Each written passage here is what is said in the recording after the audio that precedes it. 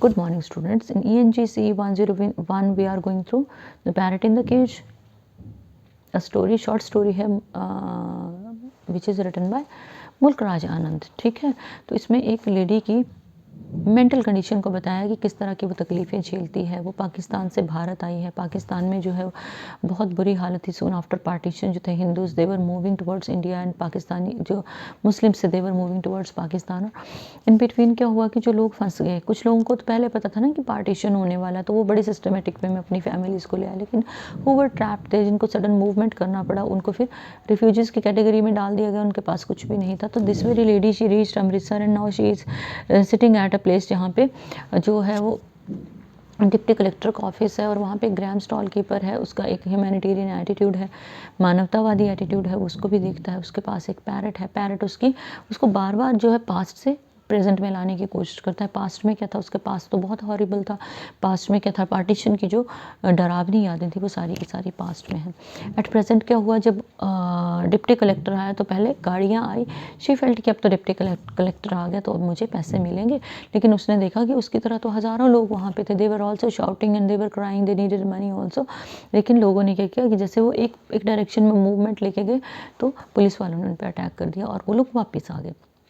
जैसे वो वापस मुड़े तो एक स्टैम्पीड या एक क्या बोल सकते हो इसको, व्हाट इज़ कॉल्ड स्टैम्पीड, भगदड़ टाइप एक सिचुएशन होगी.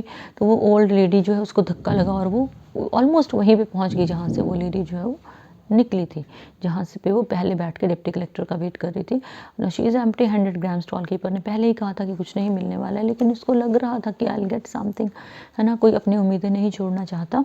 तो हम लोग आप पेज नंबर 33 का लास्ट पैराग्राफ है, उसको हम लोग कंटिन्यू करेंगे.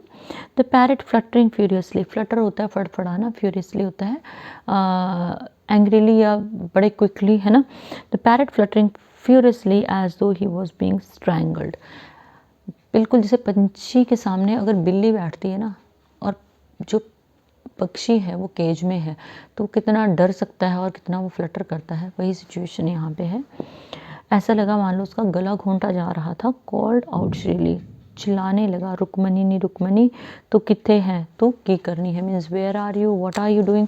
जो कुछ उसको याद था रुक्मणी से बात करने के कंटेक्स्ट में वो कोशिश करता रहा. बट द ओल्ड वुमन, वो बूढ़ी औरत, दो कंसर्न फॉर हिम, जो उससे जुड़ी थी, had turned in upon herself with a sudden dimness. वो एकदम से मुड़ी और वो उदास भी थी. And that seem to be creeping upon her. अब उसके अंदर ना एक उदासी घर करने लगी. उसको एक उम्मीद थी कि डिप्टी कलेक्टर आएगा, कुछ पैसे मिलेंगे, लेकिन वो सडन जो है उसकी उम्मीदों की जो लॉ थी ना वो कम होगी और इट स्टार्टेड क्रीपिंग अपॉन हर. उसकी क्रीप होता है अंदर जाना या क्रीप करना, रेंगते हुए, है ना. धीरे धीरे वो उदास होने लगी. After the crowd had been cleared. जब सारी भीड़ चली गई, द डस्ट सेटल्ड, सारी धूल बैठ गई. The gram stall seller was irritated by the parrots constant cries from his porch. Parrot अपनी वो रॉड जैसे पे बैठ के लगातार जो है वो कांस्टेंट क्राइज थी, वो लगातार चिल्ला रहा था. तो ग्राम सेलर उससे बड़ा इरिटेट हुआ, बड़ा परेशान हो गया. वो ही वॉज अफ्रेड. उसको डर लग रहा था कि कहीं बूढ़ी औरत मर तो नहीं गई. whether that the old woman had expired, but as he came near her, जैसे ही वो उस लेडी के पास आया, क्योंकि वो निढाल हो चुकी थी, होपलेस हो चुकी थी. हाँ हाँ, द पैरट कॉल्ड हर मोर श्रीली. अब जैसे वो ग्राम स्टॉल कीपर जो है वो लेडी के पास आया, पैरट डर गया. उसने सोचा ये मेरी मालकिन को मारने के लिए आया है और ज़्यादा ज़ोर से चिल्लाने लगा. And she answered faintly. उसने धीरे से जवाब दिया लेडी ने, हाँ माय सन, हाँ. एंड देन मैन न्यू, तब उसको पता चल गया ग्राम स्टॉल कीपर को, that she was still alive, कि अभी तक जिंदा थी. ही लिफ्टेड हर अप. उसने उस लेडी को उठाया. Found that her hands and arms were slightly grazed. उसके हाथों और बाजू पे जो थे वो खरोंचे लगी थी. ग्रेज्ड होता है खरोंचे लगी थी. Come and sit in the shade mother. आओ और छाया में बैठो. अच्छा सन, अच्छा शी मूड. अभी तक तो उसको लग रहा था ना कि ग्राम स्टॉल कीपर अच्छा इंसान नहीं है, क्योंकि उसने सच बताया था. लेकिन अब वो डिजेक्टेड है, वो सैड है, वो उसको लग रहा है कि सब कुछ खत्म हो चुका है. She lifted the cage. उसने केज उठाया and proceeded towards the shade, और छाया की तरफ चली गई. तो पैरट वॉज रीअश्योर्ड. पैरट जो है थोड़ा सा उसको विश्वास था. As he saw the gram seller, जैसे उसने ग्राम सेलर को देखा, हेल्पिंग हिज मिस्ट्रेस, जो उसकी मालकिन की मदद कर रहा था.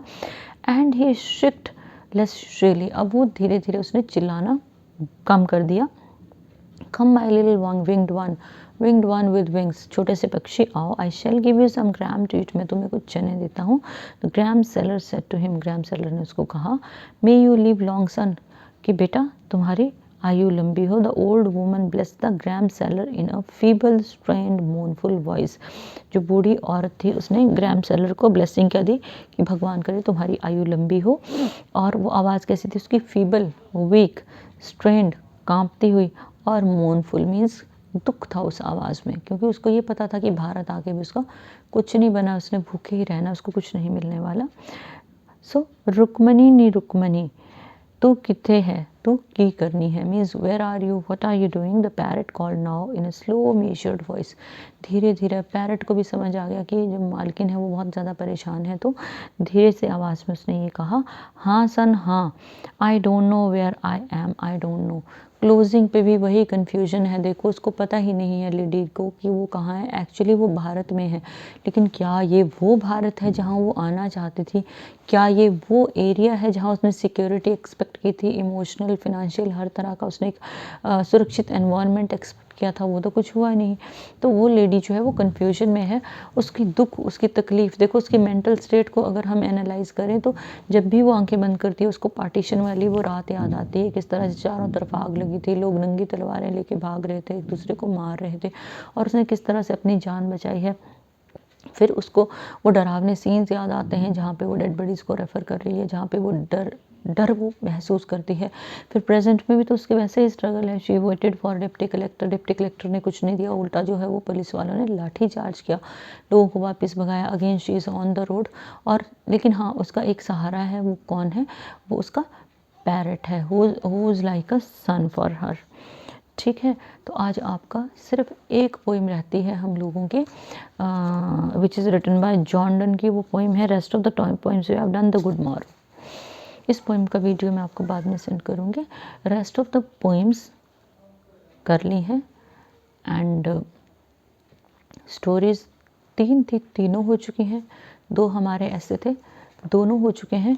अब जब भी कॉलेज की एक सिचुएशन होगी, व्हेनेवर आप लोग आओगे, आई डोंट नो कब कॉलेज खोलेंगे, कब सब कुछ नॉर्मल होगा, तो you will come after listening to the video, after going through the content of the chapter, क्योंकि मैंने ये नहीं किया, आपको समरी नहीं बताई है, I have discussed each and every line with you, so a chapter should be clear to you, a poem should be clear to you, और एन ऐसे जो आपको मैं बोलूँगी वो आपको क्लियर होना चाहिए।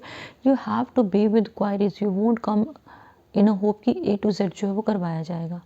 ठीक है, तो आप पहले वीडियो देखोगे, चीज़ों को अंडरस्टैंड करोगे, उसके बाद फिर अगर कहीं अंडरस्टैंडिंग पे दिक्कत है then you will come to me, तो आपकी क्वायरीज जो है वो अकॉर्डिंगली सॉर्ट आउट होंगी। इसमें आपने क्या करना है, अपनी रीडिंग कॉम्प्रिहेंशन करने ही करने हैं। What is the name of the story, what is the name of the author, 2 questions common रहेंगे। अब देखो, जो the parrot in the cage है इसका क्लियर हो गया, ओल्ड लेडी और पैरट, और एक जो है वो ग्रैंड स्टॉल कीपर है। जो द थ्रेटनिंग ट्री है उसमें है मथुरू, उसकी वाइफ, उसकी बेटी कमली, उसकी बेटी जो है वो मुन्नी, ठीक है, और पुजारी काका है।